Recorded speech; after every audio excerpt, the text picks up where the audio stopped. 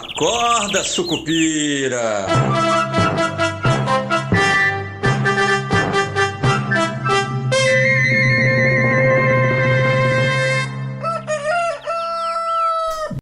Bom dia, pessoal. Sejam todos muito bem-vindos, sejam todas muito bem-vindas. Esse é o nosso Acorda Sucupira de sexta-feira, 7 de novembro de 2025. Eu sou o Rodrigo Oliveira.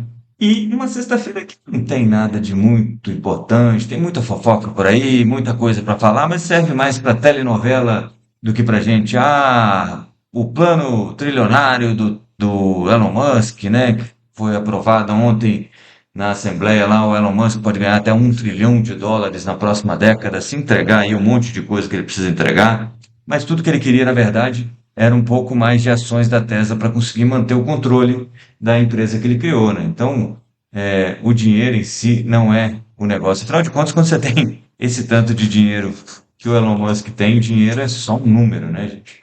E aí tem COP30, né? O Lula falando que temos que acabar com a utilização de combustível fóssil, mas na prática está lá lutando para que a Petrobras explore a foz do Amazonas, né? Incongruências que a gente vê por aí, né? Também temos por aqui.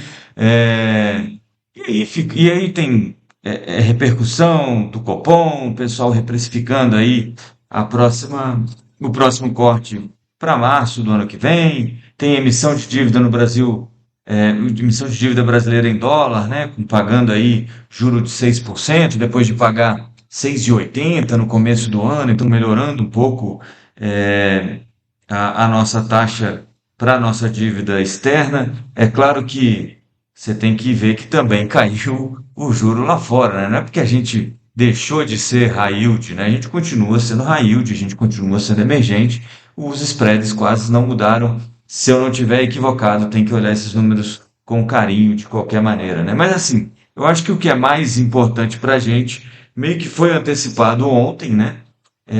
Até pelo resultado que a gente viu na Bolsa, né? Como eu sempre digo, incrivelmente, né? A Bolsa brasileira tem umas coisas que deixam a gente assim, às vezes um pouco pulga atrás da orelha, mas eu não acredito que nada de errado aconteça, sabe? Será que alguém sabia do resultado da Petrobras ontem?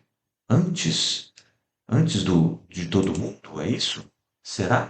E a Petrobras ontem, que acabou, apesar dos pesares, né, subindo aí 0,52 antes da liberação do balanço, que foi um balanço forte, como a gente esperava, inclusive, né? Vocês lembram, na conversa que a gente teve na live com o nosso querido Nicolas Merola, a gente chegou a falar sobre isso, que a Petrobras vinha cobrando ágil, né, no combustível, que a nova política de preços tinha sido uma política que acabou se mostrando muito lucrativa para a Petrobras, e que a preocupação é a mesma preocupação de sempre, né? A gente achava que o resultado seria bom, veio um resultado bom, inclusive, ó, deixa eu só pegar aqui para vocês agora as ações da Petrobras, os recibos, né, as ADRs, recibos de ação da Petrobras negociados nos Estados Unidos em alta de 0,91, porque a Petrobras marcou aí lucro líquido de 6 bilhões de reais, né? E EBITDA, que é aquela espécie de lucro operacional aí de 12 bi, receita de 23, pagamento de dividendo de 12 bi já foram anunciados, e aí tudo isso ajudou aí a melhorar a percepção, principalmente aí do estrangeiro, pelo menos por enquanto, da Petrobras. O que que preocupa? O que preocupa é aquele cheirinho de naftalina que a gente comentava ontem com o Nicolas, né? Aquele cheirinho de Dilma no ar, sabe? Que é o quê? A dívida líquida chegou já a 60 bilhões de dólares, né? No ano contra ano subiu 33%, então um terço a mais do que era ano passado. A empresa também está aumentando os investimentos, né? Já acumula aí 14 bi até setembro, 28% a mais do que a comparação com 24, que já tinha sido maior que 23, que já tinha sido maior que 22.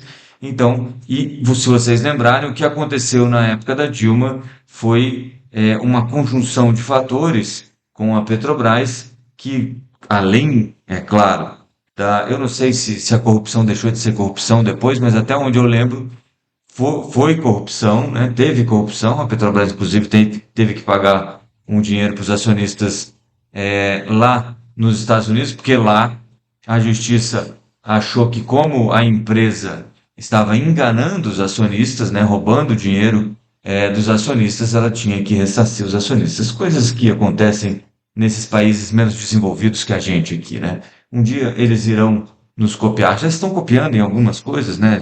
Inflação e etc e tal, mas um dia vão nos copiar também sobre isso. Na época da Dilma, para quem tem a memória aí mais aguçada, vocês vão lembrar que foi a conjunção de fatores de dívida muito elevada, é, programa de investimento muito alto. Esse programa de investimento ia contratando dívida também, e aí o preço do petróleo caiu para baixo de 40, se não me falha a memória, e isso acabou, como é que se diz, penalizando demais os balanços da Petrobras, que naquela época chegou a dar prejuízo, né? Talvez uma história com poucas similaridades no planeta Terra de incompetência para lidar com uma petroleira, né? Mas, então, hoje a gente tem lucro crescendo, política de preço que parece que é uma política de preço que acabou se mostrando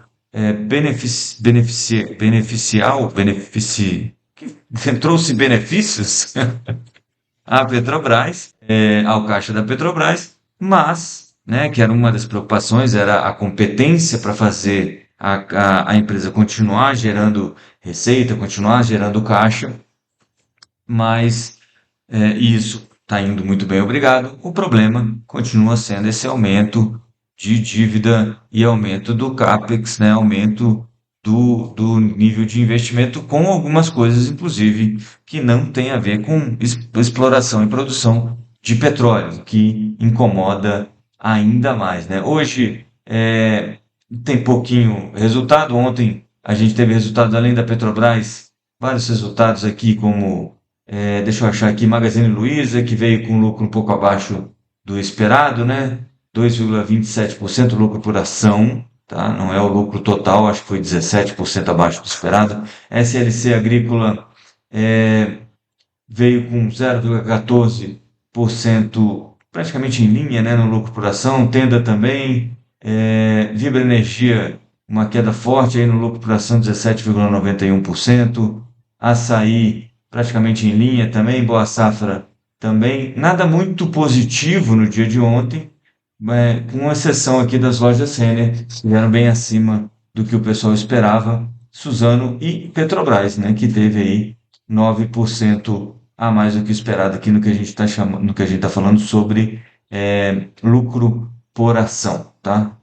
Aqui no TradingView. Hoje a gente tem M. Dias Branco, Petro Recôncavo e Smart Fit.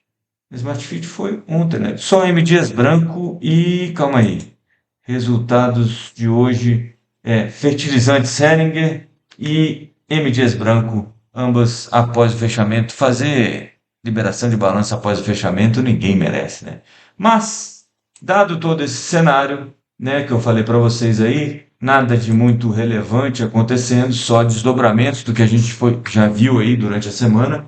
Apesar dos pesares, lá nos Estados Unidos, um pouco mais de tensão, de aversão a risco. Nasdaq caiu de novo, 1,91, S&P 500 caiu 1,12, mas o Ibovespa se segurou aqui e bateu mais um recorde, 153.378 pontos, com alta de 0,03. Ficou praticamente estável, mas como ficou levemente positivo, bateu aí o 12ª alta consecutiva, se não me falha a memória, 24ª máxima histórica do ano, tá? Hoje, né? O que esperar para hoje? Futuros em Wall Street praticamente estáveis, chegaram a ficar um pouquinho positivos e agora um pouquinho negativos, 0,05 de queda para Nasdaq futuro e S&P 500 também em queda de 0,03. O petróleo em alta de 0,85 nesse momento a $64 o barril. Minério de ferro caindo forte, 102,65.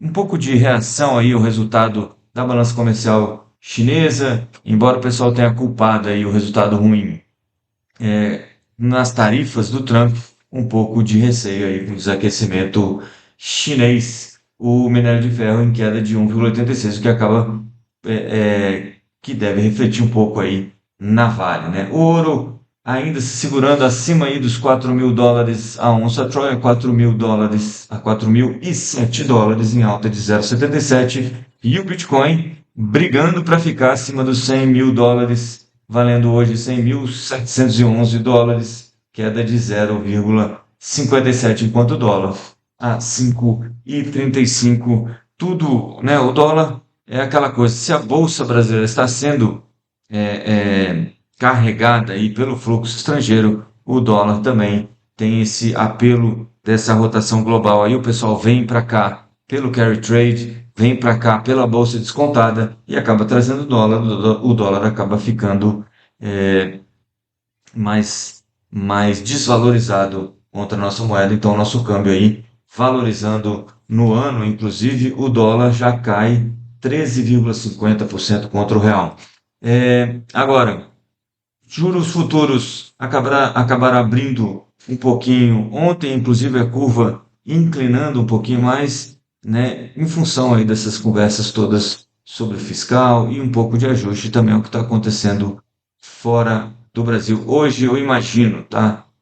Acho muito difícil a gente prever o que vai acontecer no dia de hoje na Bolsa, porque você não tem nada específico liderando o movimento, mas eu imagino que uma realização de lucro não seria um movimento que causaria muita surpresa, tá? Você vem aí de 10, 12 altas no Ibovespa e vai ter gente que não vai querer passar o fim de semana com dinheiro no risco, né? É melhor colocar no bolso, tomar uma cerveja e, quem sabe, até comer uma picanha, né? Já que não veio pelos correios, vamos lá, compra uma picanhazinha, compra uma cerveja e vamos curtir um fim de semana um pouco mais tranquilo depois de uma semana muito boa para ativos de risco no Brasil. Beleza? Eu vou ficando por aqui, então. Bom fim de semana a todos, boa sexta-feira, bons negócios e avante, Sucupira. Até segunda-feira.